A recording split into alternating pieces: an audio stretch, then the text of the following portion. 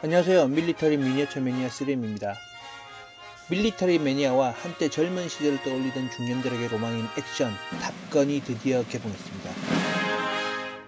영화의 모든 것을 다 떠나서 화면 가득한 전투기 씬과 기가 막힌 음향 하나만으로 영화의 가치는 할 건 다 하죠. 기본적으로 FA18을 기반으로 한 전쟁 영화라서 어느 정도 현실성에 기반하고 영화적인 비현실이 또 어느 정도 적용되어 있긴 합니다. 이런 경우에 언제나 이야기에 대한 논란이 있죠. 사실 영화의 극적인 장치를 위해 적용된 가정을 왈가왈부한다는 것 자체가 일반인들은 뭘 그런 걸 가지고 난리를 치냐는 매니악한 일이긴 하지만 오늘은 그 첫 번째 이야기를 해보도록 하겠습니다.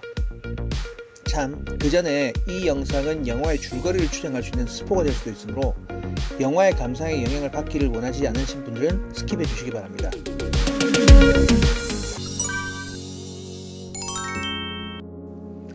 오늘 이야기할 주제는 수호이 57이 그렇게 약한가 입니다. 영화에서 FA18을 조종하던 조종사가 어찌어찌해서 F14 전투기를 타게 되죠. 조종을 시작하면서 이야기하는 부분은 이 구식이라는 이야기로 시작하게 돼요. 하지만 이런 구식 전투기로 상대방의 5세대 전투기를 모두 다 잡아내게 되죠. 그렇다면 이런 구식인 F14에 두들겨 맞을 정도의 5세대 전투기가 약한가에 대해서 이야기해 보도록 하겠습니다. 여기서 등장하는 5세대 전투기는 앞뒤 다 빼고 수호이 57입니다. 정확하게 수호이 57이라는 이야기는 없지만 이는 정확하게 적국을 지목하지 못하기 위함이고 실제로 수호이 57이 맞는다는 건 부인할 수가 없어요. 러시아의 최신 전투기이며 아직도 배치가 되지 않은 완전 신兵전투기입니다. 그런데 이런 전투기가 2기나 수적 우세인 상황에서 1970년대에 배치된 통캐색에 격추됩니다. 이건 뭐? 이럴 거면 왜? 라고 하겠지만 생각해보면 그럴 수도 있다라는 결론이 나옵니다. 기본적으로 공중전이라는 것은 철저하게 지원받은 정보의 양에서부터 갈리는 전투고 상대방의 위치를 알아채느냐 알아채지 못하느냐에 따라서 그 승패가 갈립니다. 하지만 탑건에서는 동일한 속도로 매우 근접한 거리를 비행하고 있었고 실제로 공격 캐리 행동을 미리 고려하고 먼저 공격 위치를 점유한 F14가 더 우세할 수도 있죠. 특히 구식의 F14지만 5세대 전투기보다 도그 파이팅에선 더 유리할 수도 있습니다. 이게 무슨 소린겨 하겠지만 실제로 항전 장비를 제외하고 비행적인 기동성만 감안하는 경우 F14가 FA18보다 더 우수하죠. 거기다 FA18은 F35보다 비행적인 특성은 더 우수하다고 볼 수 있어요. 그렇다면 동일한 속도, 동일한 고도에서 공격적인 행동을 먼저 취할 수 있는 F14가 수호이 57을 격파한다는 것은 충분히 가능한 시나리오예요. 특히 전설적인 기량의 파일럿인 매버릭이 조종한 기체라면 가능성이 없는 것도 아닙니다. 월남전에 미그 17에 격추된 F4 전투기, 한국전에서 프로펠러 기체에 격추된 북한의 미그 15 같은 많은 예가 있죠. 하지만 이는 매우 특수한 상황에서만 가능합니다. 같거나 불리한 고도와 속력, 그리고 피하 식별이 되지 않는 상황이라는 전제하에서만 가능한 거죠. 수호이 57이 선회력에서 어느 정도 떨어진다고 해도 고출력의 엔진을 탑재하고 추력 편향까지 사용할 수 있는 엔진을 탑재하고 있어요.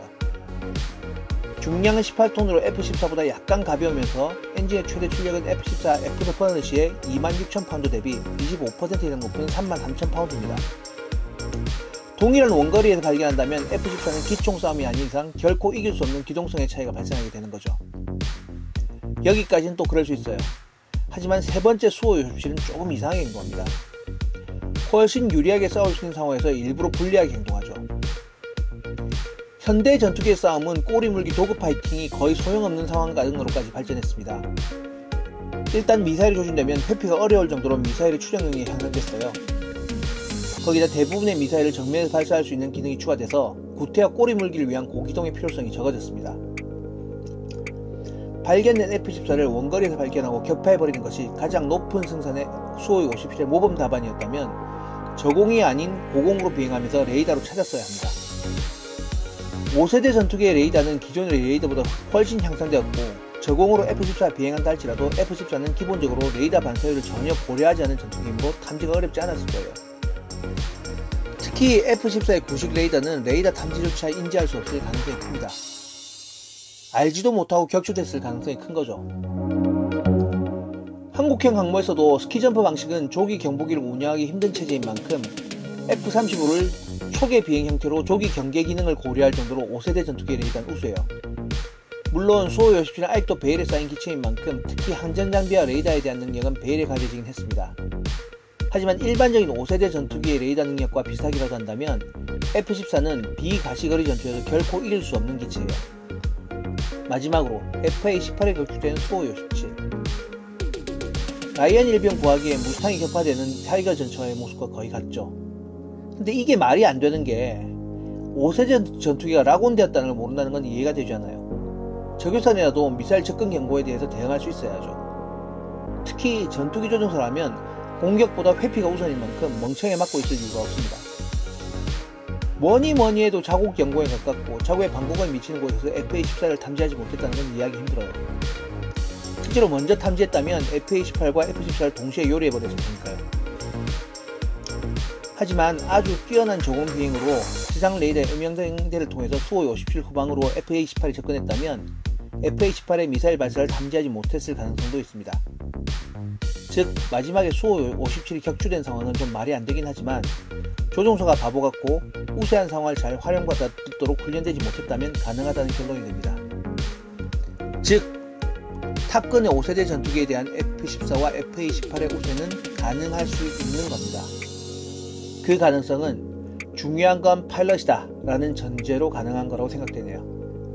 하지만 여기서 수호 57의 스텔스가 제대로 동작했다면 폭격 후 FA-18 편대는 아무런 인지도 하지 못한 채 모두 다 격추되었을 가능성이 큽니다. 5세대의 가장 큰 특징 중에 하나는 레이더 스텔스 기능이죠. 조기 경보기나 뛰어난 레이더로도 지속적이거나 정확한 탐지가 어려워 대략적인 위치 정도만 확인할 수 있는 한계를 감안하면 그 정도의 가정이 가장 정확할 거라고 봅니다. 하지만 동등한 상황에서 적대적인 공격에 맞서 맞붙게 되면 F-14는 물론 FA-18 역시도 수호 57의 상대가 되기는 어려울 겁니다. 영화적인 가정이 없었다면 조종사 4명 모두 끔살돼서 살아 돌아오지 못했겠죠.